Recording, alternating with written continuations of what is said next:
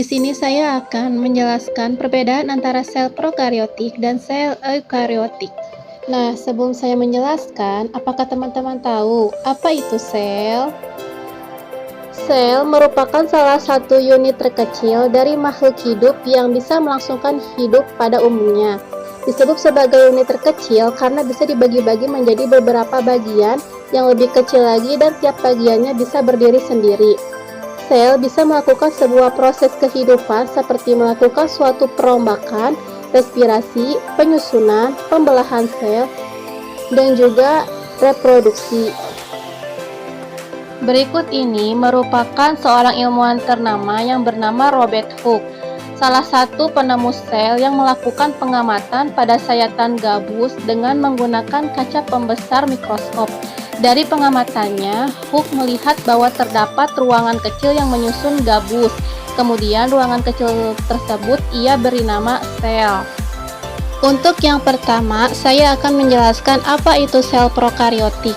Secara bahasa Yunaninya, sel prokaryotik terbagi ke dalam dua kata, yaitu pro yang berarti sebelum dan karyon yang berarti inti. Jadi, sel prokaryotik memiliki arti yaitu sel yang tidak memiliki nukleus atau inti sel.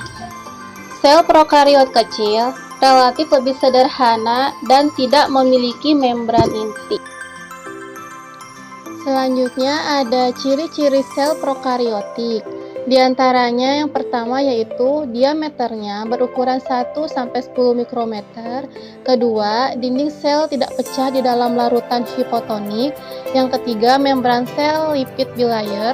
Dan yang keempat, kromosom sirkuler dan terdapat plasmid. Selanjutnya, di sini ada dua macam bakteri yang menjadi contoh dari sel prokaryotik. Di antaranya ada Eubacteria dan Achaebakteri. Yang pertama yaitu Eubacteria, yang merupakan bakteri gram positif, bakteri fotosintetik hijau atau anaerob, cyanobactery atau alga biru hijau, bakteri fotosintetik ungu, bakteri non-fotosintetik, dan Spirocheles yaitu Escherichia coli dengan genom 4600 KB dengan 3000 protein, dan Mycobacterium genitalium dengan genom 580 KB dengan 470 protein. Kemudian yang kedua yaitu Achaebakteri, yang merupakan bakteri anaerob hidup dalam kondisi asam panas ekstrim dengan disebut bakteri sulfur, bakteri yang hidup dalam kondisi garam ekstrim, bakteri anaerob yang mereduksi CO2 yaitu metan, Methanococcus jannasci dengan genom 1760 KB dan 1738 protein, mirip bakteri dalam produksi energi dan metabolisme, dan juga mirip sel eukariot dalam replikasi DNA, transkripsi, dan translasi. Berikut ini merupakan gambaran sederhana dari sel prokaryotik, yang dimana lapisan pertama itu adalah dinding sel yang kaku, lapisan yang kedua itu adalah membran plasma. Di dalam membran plasma terdapat sitoplasma yang berisikan DNA, dan di dalam DNA terdapat nukleoid. Selanjutnya yaitu ada sel eukaryotik, yang dimana sel eukaryotik ini terdiri dari jenis sel tumbuhan dan sel hewan. Secara bahasa Yunaninya, sel eukaryotik terdiri dari dua kata, yaitu eu yang berarti sebenarnya dan karyon berarti inti. Jadi, sel eukaryotik yaitu memiliki inti sesungguhnya dengan dibungkus oleh seluruh nukleus atau inti sel. Sel eukaryotik memiliki membran internal yang membagi fungsinya, membandingkan antara sel prokaryotik dan sel eukaryotik. Dari berbagai macam perbedaan, ternyata ada pula persamaan di antara sel prokaryotik dan sel eukaryotik.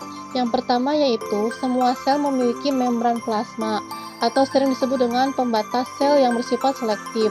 Dan yang kedua yaitu semua sel juga memiliki kromosom atau pembawa gen dalam bentuk DNA dan juga memiliki ribosom.